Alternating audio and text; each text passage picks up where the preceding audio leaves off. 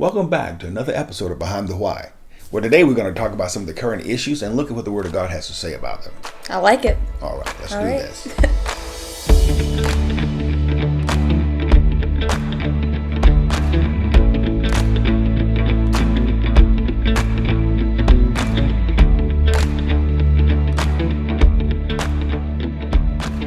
Thank you for all you guys who've been praying with us and supporting the channel. We want to invite you to like the channel. Go ahead and hit that thumbs up and hit the bell so we can let you know that we're going to be back on when the next episode comes out. Also, share this. Share it around with your friends so that we can get this discussion going. All right, so as we go forward today, we want to talk about the concept of spiritual warfare. And spiritual warfare is one of those things that has gotten a lot of bad press going forward, coming out of the 80s and the 90s. That's because Christians have a tendency to get kind of silly. Get wacky, yeah. We take something that is very real, very scriptural, right, and we make it stupid. And what we don't want to do is make it be stupid because it's a weapon, it's a tool that God has given us. It's a state of mind that the Lord has given us that would cause us otherwise to, if we ignore it, it allows us to go into this contentious situation of life, not prepared. Yeah, because there's a lot of things, just thinking about that because we don't need to be concerned about seeming relevant or cool to the world, because Jesus is always relevant and cool, but there are things that's like you've seen the church do that like discredits. Right. And there's been a lot of that. When we see people leaving the church because they're like, it's not even real or whatever. And it's like... It's so easy to get caught up in the stupidity. Yeah, it's but way the too reality is that these things are real. We very are. And they're important. We very are.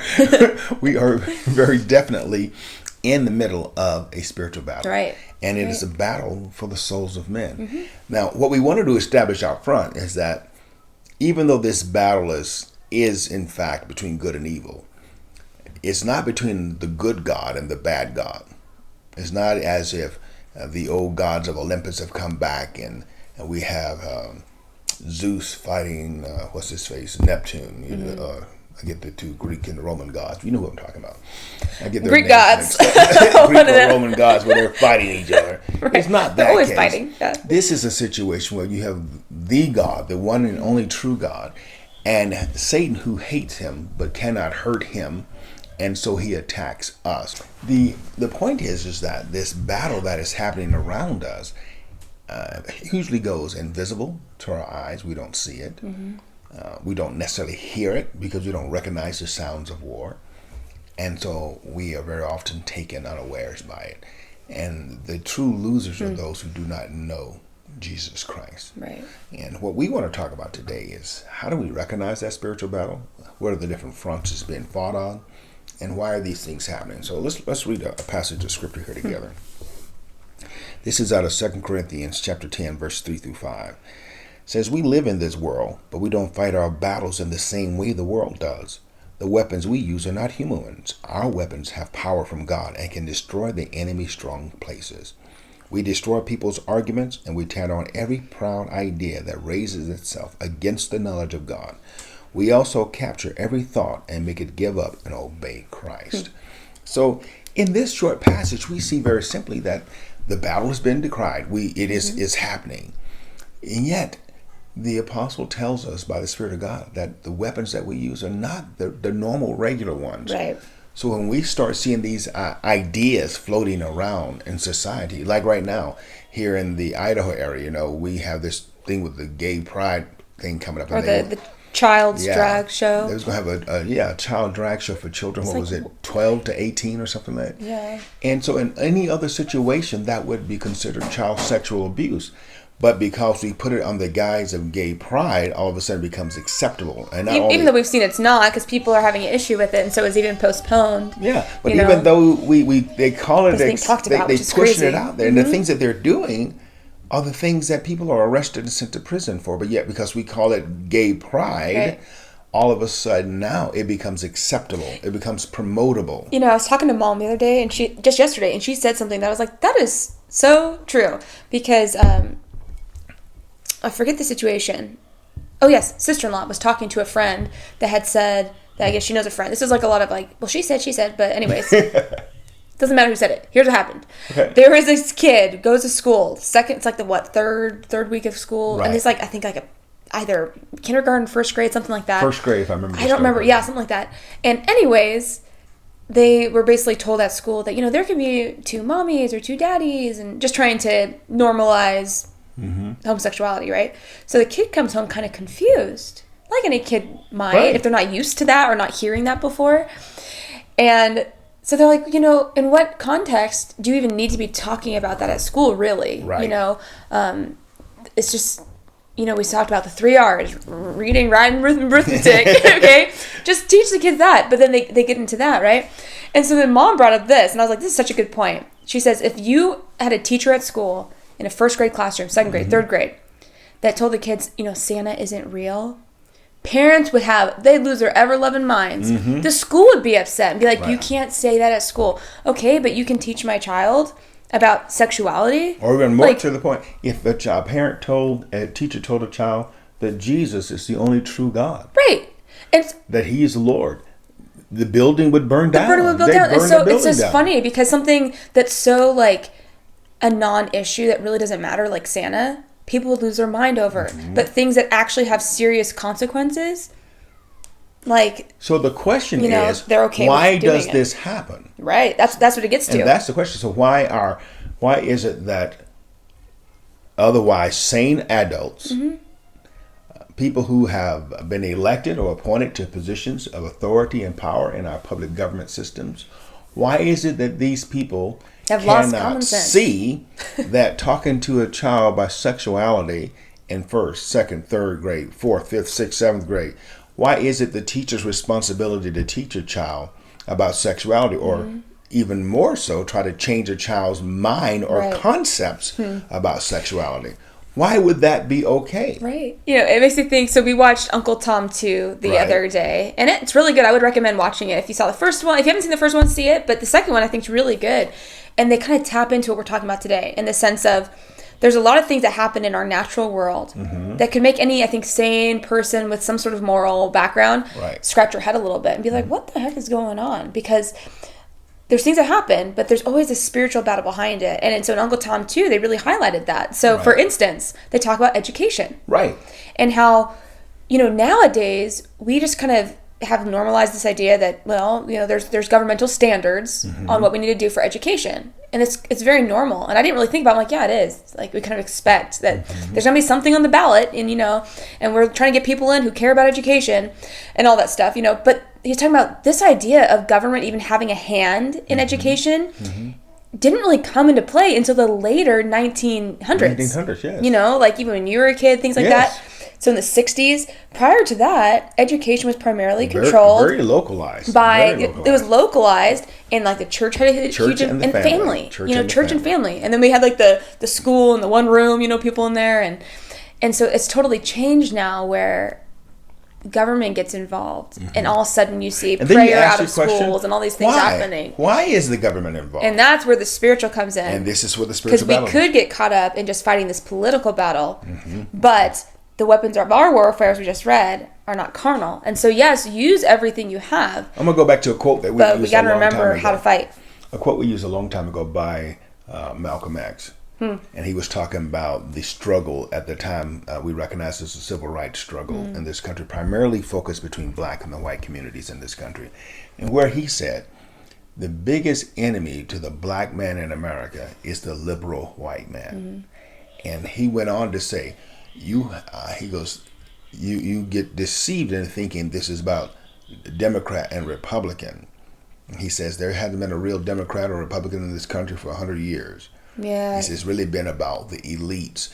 And that's what we come back to, is that, and I know it sounds conspiratorial to say this, but in every society, only if you don't know history. I was like, say in every society in human history, there's always been that one group of people who felt like they had the right to tell other people how to live, and then have those other people sustain their lifestyle.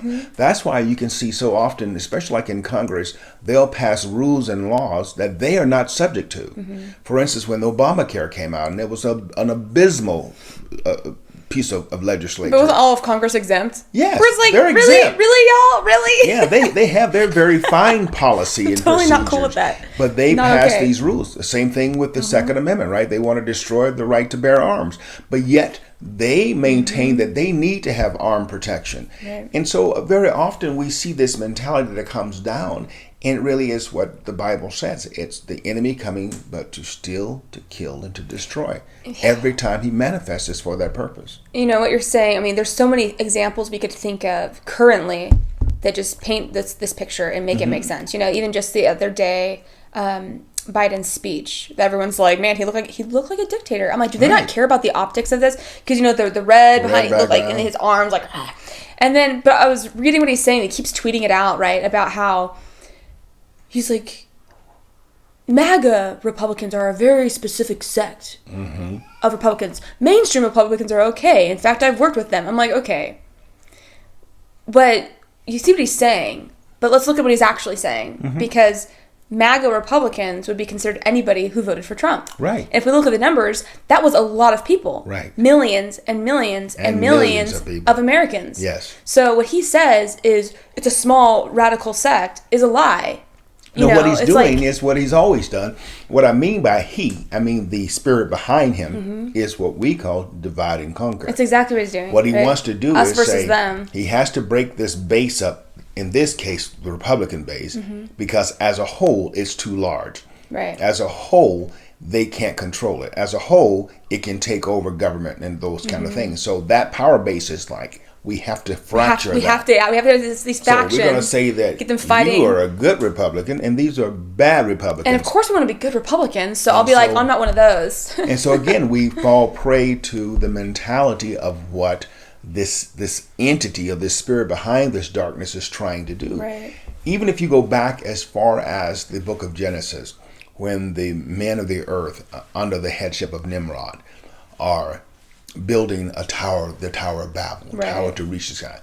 What did God identify as being the one tool that would stop that from working? Do you remember? I'm trying to remember it. The one tool that was up. What did God he changed their language. Right, they all he spoke different. Divided them. Okay. Oh yes. And by purposes of dividing them, they lacked the ability to work together, to come together in one heart and one mind to achieve the thing that they had set. Because once the Bible says, once men have determined to do something, to come into unity, they can then put their resources and powers to accomplish that. Because at the end of the day, we were created in the image of God. God is himself a creator. And so we have that tendency to want to create. The problem is, since the fall of man and sin has entered into the human creature, our efforts are sinful. We try to create things that are destructive. Yeah, we create. Right? Look and think about it. Think about the different kingdoms we see in the world. Let's go to entertainment, for instance. That is a kingdom that has been created by man. But in that kingdom, what do we see reflected? 99.8% of the time is immorality. Oh, yeah. We see now that this transgenderism is really being pushed. This homogenistic idea between men and women, that there's no difference between voyeurism, them. All this stuff, homosexuality, perversion, pornography, all this is becoming so commonplace because that is the root of that kingdom. Everything that the enemy does is going to lead to death. I say this all the time, and I say it to you out there in our audience today.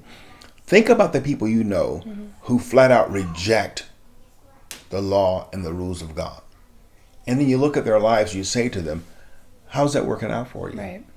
And I see it time and time again. It's so much easier to see it on the individual level, I think, when you watch people's lives and they just keep propping up that lie behind another lie, another lie, another lie. In the same way, we see people who are drug addicts. They get that first hit and they're chasing the dragon for the rest of their life, trying to get back to that place. And that's what I see in society around us. Yeah, and a lot of it, because I know some people who do not know the Lord at all, and they're getting by. They have, let's say, a happy life. But if you look at things, it's like it's always like this kind of coping. Right. They have coping mechanisms they have in place. If you remove those things, shoot, like there's going to be a mental breakdown. Right? And they have to, again, because it is unnatural, they desperately need you to approve of them. And that's why you see this push to change societal norms.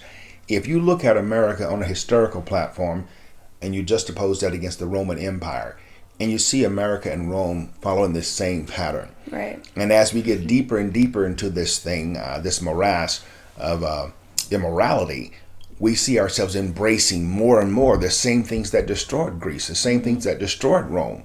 Instead of turning away from them and saying, oh, that hurts, we double down. And so instead of saying that homosexuality is wrong, we double down and say, hey, no, there's no difference between men and women at all. As a matter of fact, you can be a man and be a woman. You can transfer. And now some poll, I think it was you quoted me yesterday, they was reading some poll where they said so many Democrat voters. Daily Wire did it, like that 1 in 4 Democratic voters believe that men can get pregnant.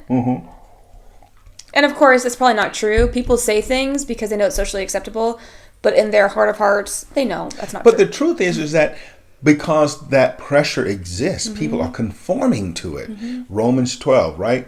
Be not conformed to this world, but be transformed by the renewing of your minds. And what happens is that so many of us, because we fail to recognize that this is a spiritual battle, we don't want to offend people. Oh my gosh. Even I felt that pressure before. Where it's like I say something and I'm like, oh great, I hope there's no real lefty people because they're going to hate me for what I just said. And I had this in my mind. And it's like, you know what? No. Allie Stuckey was talking about this on her podcast the other day. I just love listening to what she says because it talks about a lot of good things there and just about how there's that pressure to apologize. Right. And she was saying, don't apologize for something unless it's a genuine apology and it's actually worth apologizing unless for. It's real. Because what people want is they don't want your apology, they want your submission. And so it's conform. like, and so it's like, just like you always say, Dad, you can do any kind of crazy you want, just do not intend that I go there with you. That's right. And so there's been times where I felt like, oh man, should I apologize just in case? I'm like, you know what? No, I'm not going to because I said nothing wrong. Right. I said nothing wrong. Truth is truth. Right. As we say, truth matters. Let me read this other scripture. Yes, it does. Truth matters. It says, this is in Romans. We just talking about Romans. This is in Romans chapter 13, verses 11 through 14. The apostle writes, I say this because you know that we live in an important time. Yes, it is now time for you to wake up from your sleep. Our salvation is nearer now than when we first believed. The night is almost finished. The day is almost here. So we should stop doing whatever belongs to darkness. We should prepare ourselves to fight evil with the weapons that belong to the light. We should live in a right way, like people who belong to the day. We should not have wild parties or be drunk. We should not be involved in sexual sin or any kind of immoral behavior. We should not cause arguments and trouble or be jealous, but be like the Lord Jesus Christ, so that when people see what you do, they will see Christ. Don't think about how to satisfy the desires of your sinful self. Don't even think about it. That in and of itself really outlines for those of us who are call ourselves believers, our battle plan for success. One is that we just got through talking about in Romans 12, well, the Lord tells us don't conform ourselves to the world. Don't be conformed to this world. So we see these ideas come around.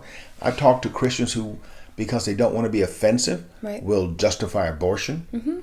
They'll say things like, well, well, even if it's a sin, that's between that person. We talked about that last time, So therefore, I can just back up. I can take my hands off. You can't. You can't just do that. You're conforming to the world.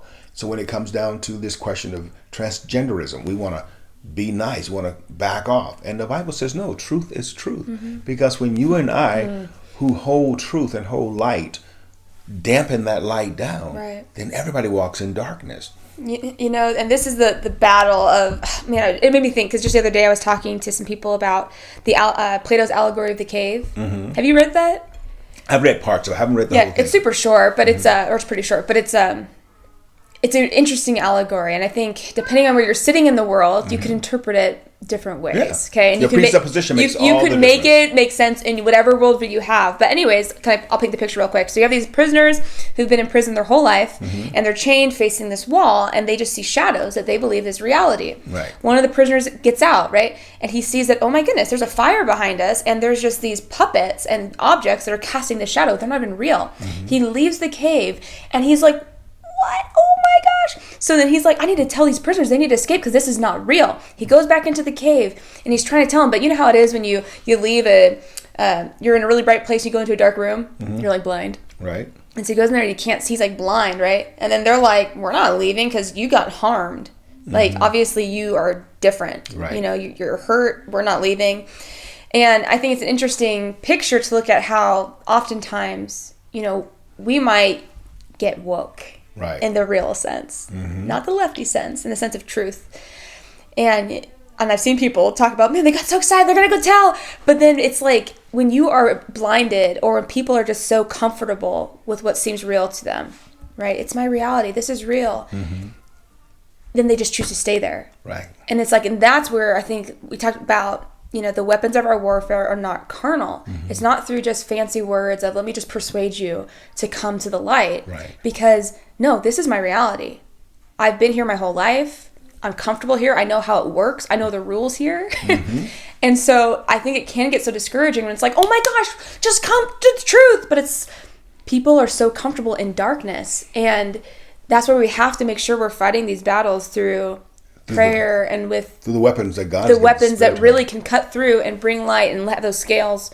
And here's the other thing I want to point out so everybody can remember is that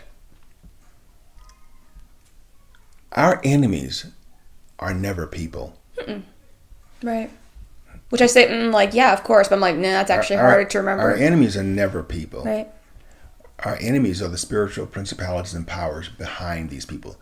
And they can be identified by the ideas you hear being spouted through people, mm-hmm. through the actions you see. You look at the attack, for instance, on the school system, on education. This modern attack began, I would say, right around the time of the Scopes Monkey trial, mm-hmm. where people will tend to say God was put on trial. Right. And even though the right side won that argument in court, what we saw was that the liberal or the leftist mentality dealt a severe wound to the foundation of the national psyche, mm-hmm. in the sense that out of that came this adoption of this evolutionistic idea. And ultimately, the idea behind evolution is not that you believe that everything had a naturalistic beginning, because science looks at that. Even now, you look at the top scientists and they tell you it doesn't make sense. Mm-mm. Their answer is always to just add more years, go back further back, because they have to get to a causative event. Well, even, a few years back, there was a huge exodus within the scientific community. Where people became agnostic because they're like, there has to be something. There has to be a creator. They still need that causative event. And so they just keep going further and further back. Mm-hmm. But what they did do, and what we are trying to put a light on right now, is the fact that their goal ultimately was to kill God. Right. That was their goal. And so we see now in education, whereas before that time, some of the greatest scientists in the world in history had a Judeo-Christian belief system. Mm-hmm. And now the scientists that are pushed forward and thought of as being the brightest are those who deny God. Yet they do all this built on the foundation of greater men who've gone before. Who is it said that in Lord of the Rings, you're a lesser son of greater men. Mm-hmm. And so we see that these lesser mm-hmm. minds, quote unquote, and I'm not taking anything against your intellectual abilities, but because they have denied God, they bootstrap themselves, or hamstring themselves in what they can really truly understand about creation. And I think it's so important to really put these things into perspectives. And even in Uncle Tom, they talked about this, how a lot of these big dictators throughout the world, mm-hmm. at the heart of it, it's always been to try to get rid of God. Always. Because they saw Christianity in particular as a problem. Right? Yes, it is the problem. And they want to be their own God. Mm-hmm. And I was like, so it's always a spiritual battle. This is what we're dealing with, whether it's socialism and Karl Marx or, and communism, all these things. With Stalin, I always get them mixed up. Karl Marx was communist, mm-hmm. and then Stalin was socialism. Yeah. They're kind of very similar. Two branches on the same tree. They killed a lot of people. Yes. So, but the same. A lot of people. It's like God is dead. Uh-huh. That was the perspective. And every time that philosophy has been allowed to grow to fruition, what you see in its wake is human misery and mm-hmm. death. Think about it. Now, here's a snapshot, even from our own history, because we're talking about these different battlefields: financially, politically, religiously, mm-hmm. educationally, entertainment. All these things are different battlefronts in the same war. Mm-hmm. And so we think about this here. When we saw this push after President Trump, who was then president, made the statement, America never has and there will be a socialist government. And remember the big clap back by Pelosi? Oh, yeah. All that. And the line was drawn, and they began to push these socialistic ideas. As they did that, mm-hmm. what did we see in this country? Oh, my gosh. We saw destruction. Oh, yeah. We saw death, and we saw an increase in human misery. Mm-hmm. Because as you push these ideas out, that somehow it is the government's responsibility to take care of you. Somehow it's the government's responsibility to make you safe. Somehow it's the government's responsibility.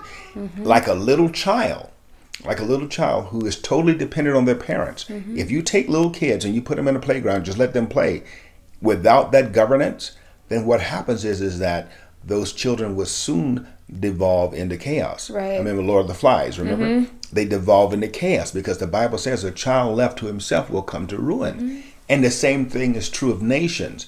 What happens is that instead of turning to God, man wants men to turn to him. Right. Without fail. Even though on paper, this is why I can't stand some of the conversations in higher ed, because on paper it looks like this is going to fix it. Yes. If everyone just adopted this mentality, and it's usually always kind of a socialistic idea, things would be great. And I'm like, no, because you obviously forgot, or you don't know that our hearts are evil. Evil. And if you are not regenerated, it's going to lead to destruction. I get these ads all the time about trying to, and to me, it is another stroke of this spiritual darkness that we're in, pushing this black consciousness, speaking ethnically black, but it's always highlighting how black people are the victims. Always. It's amazing to me.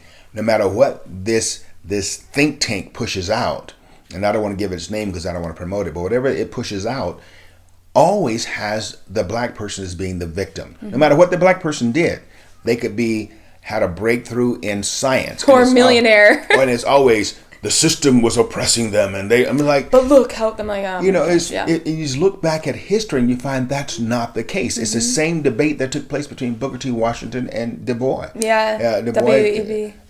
Du Bois. Bois or Boy, however you want to say it. Du Bois.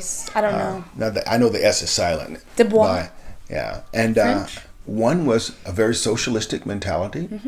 And out of that came a very militant idea that leads to the destruction not only of the black people, but an injury to the nation as a whole. Because it destroys communities. Right.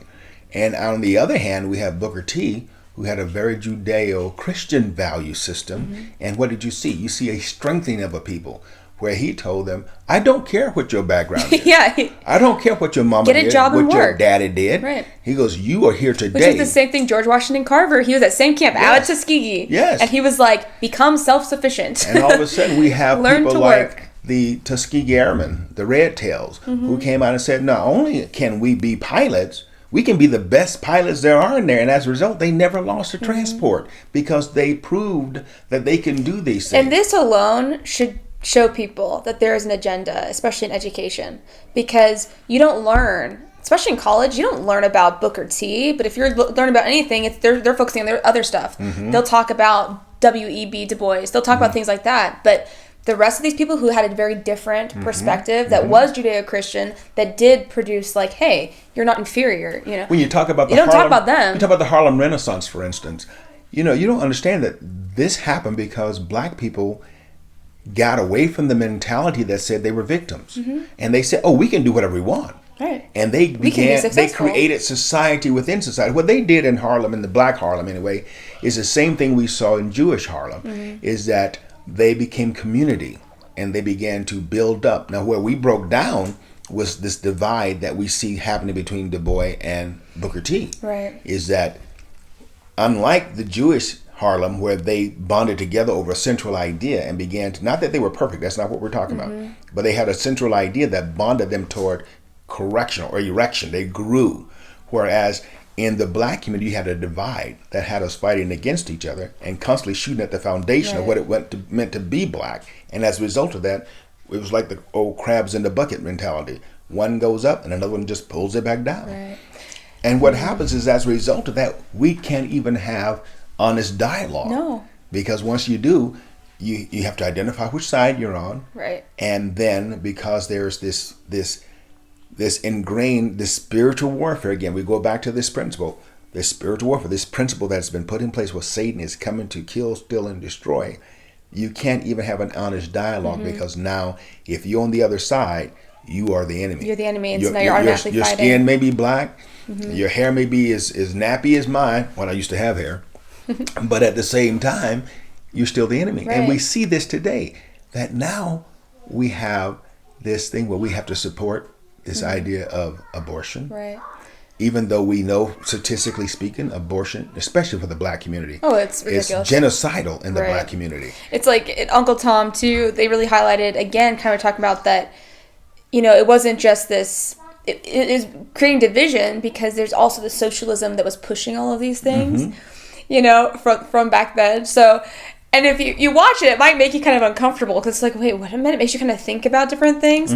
And so I'll just say, like in the words of LeVar Burton, right, reading Rainbow, but you don't have to take my word for it. Watch it for yourself. Because I think it's interesting. But see, that's the problem. That's the reason the spiritual warfare is against education. Because we don't want you to read it for yourself. No, in fact, they just believe me. We want you to emote. Don't read. if you don't believe me, right. then you are somehow immoral or evil. Remember the Me Too movement? Oh my gosh, yeah. Believe every woman until she's a Republican or until she's a conservative or until she says something you don't want her to say, and then you can kill her. Right. But it's the whole thing. It's that as long as you agree with this spiritual mentality, then it's okay. It's like I tell my students all the time that I want them to become critical thinkers. I was like, I'm never going to tell you what to think, but how to think.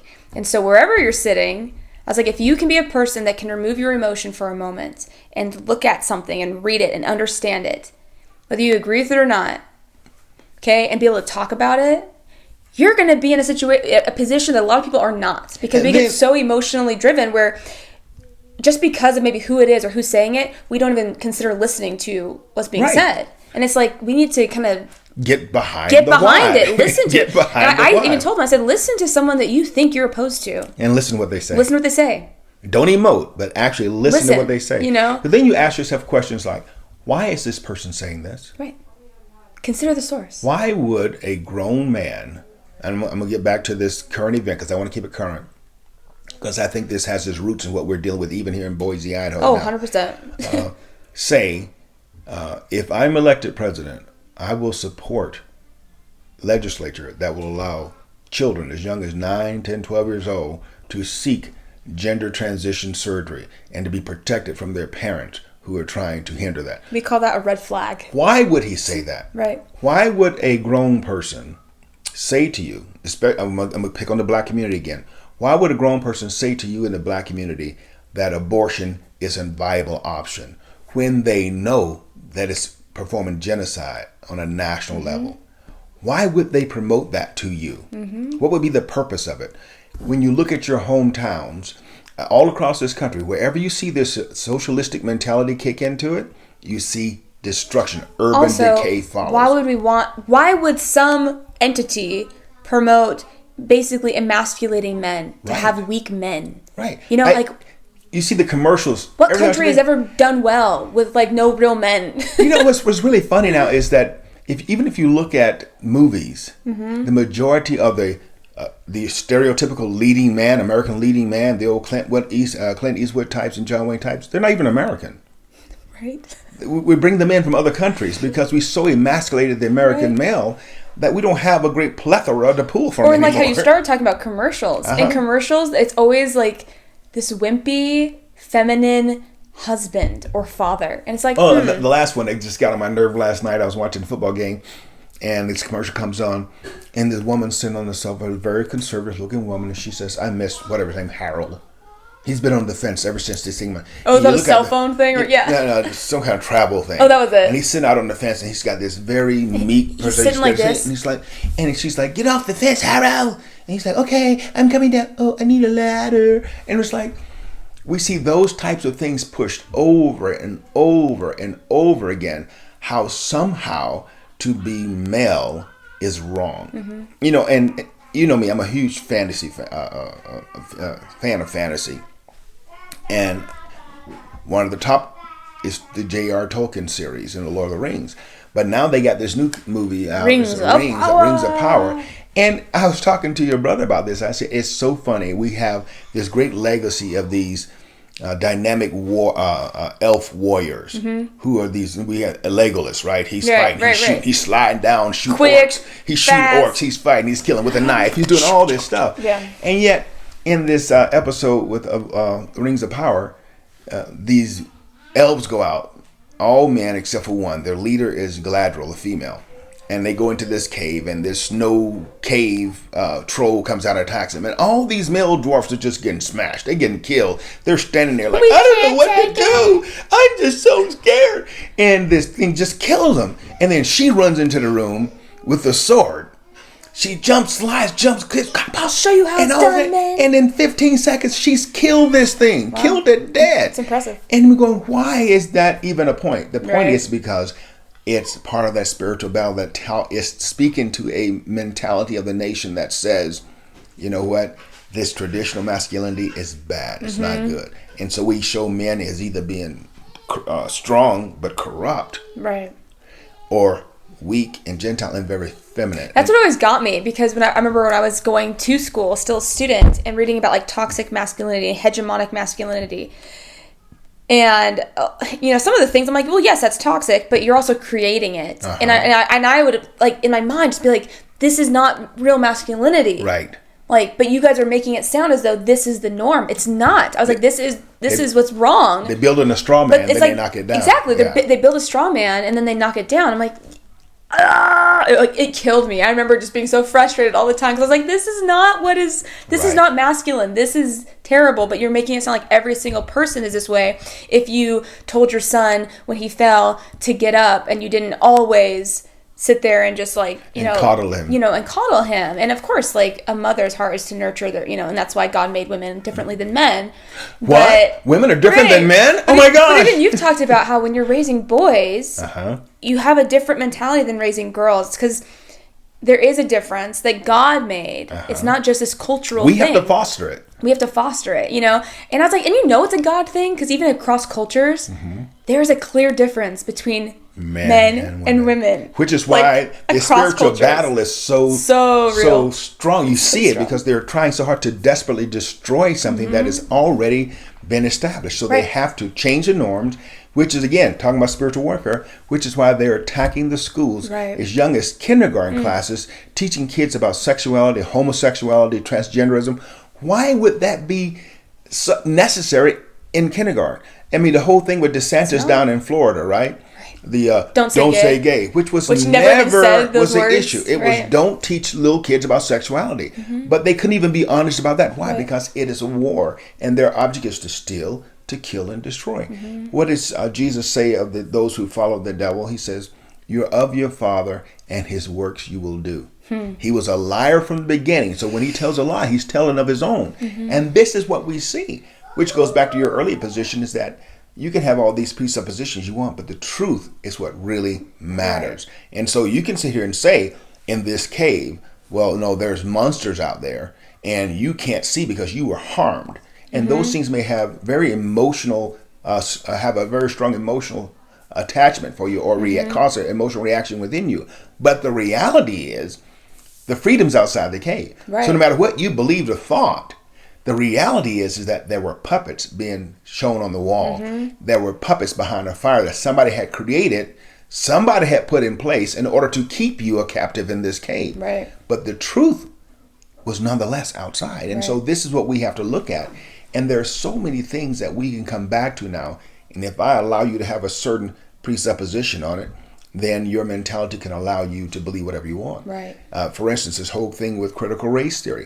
How many times have you talked to people about critical race theory and tried to point out to them that this is a Marxist belief system, this is a socialistic belief system, and they don't want to hear it. Or they'll just ignore that part and be like, yeah, but it's bringing attention to this. It's like, oh my gosh, you can't just shadows on the wall. Yeah, exactly. Shadows on the wall. You're creating your own reality, and it is. I can't tell you how many people I had this conversation with about the BLM, Black Lives Matter movement. And preachers preaching it from the pulpit, and I'm like, this is a foundation created by 3 lesbian women who of their own words said they want to destroy the nuclear family, and that they were socialist. Right. And yet they said that we're trained socialists. Yeah. So when you're talking to people about it and they don't want to hear that, Marxists, because why? They are comfortable with the shadows on the wall, and they're not thinking for themselves. And so we have to stop and say, okay, if this is the root, if the root of this movement is corrupt and evil, then how can its fruit be good? See, and this is what Jesus taught us all the time. If the root be good, then the fruit will be good. Right.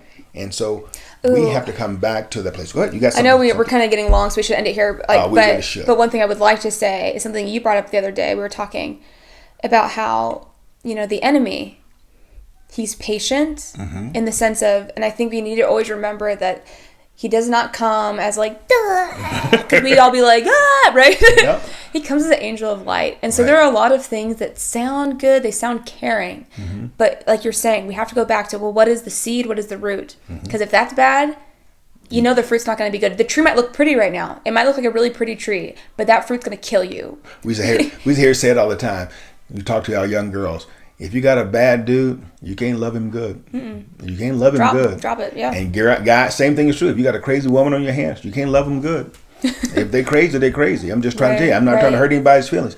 But and you got people who are immorally bankrupt or emotionally damaged or suffering from some serious psychosis.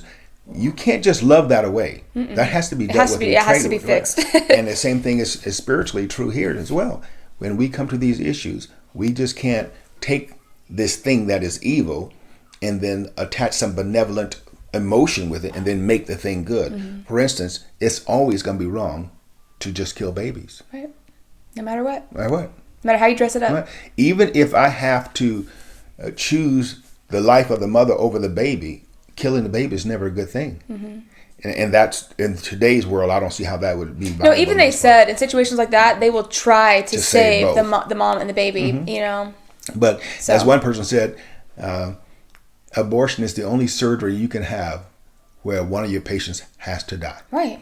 It's like the science is so amazing now where they can try everything to try to save a child's life. That's why I say it's always going to be a bad thing. It always is, yeah. And so we have to remember, especially as those who are believers, that the war is real. And maybe we'll continue this on our next presentation. I want to talk about this spiritual warfare again and go into how the Lord says we are to fight this because we have armor. He's given us tools. Right. We talked this time about a lot of the areas of problems, but then how can we actually how do you use these weapons effectively? Yeah, it's good. And so we'll go into that next time. So join us next time as we get behind the why of how to actually engage in this spiritual warfare and how to go in, as Jesus said, to set the captives free, to declare today the day of liberty. Take those chains off. So that those who break every chain, break every chain. There is power. So we'll talk about that next time. But until that time, take the time to get behind the why. When you hear these ideas being floated out to you, ask yourself this question. Why is this person telling me this? What is their goal behind this? Take the time to get behind the why. So until next time, peace. Love you guys. The Lord bless you and keep you. If you have any questions or concern, hit us up in the comments. We'll be sure to get back to you. God bless you. Bye-bye. Bye.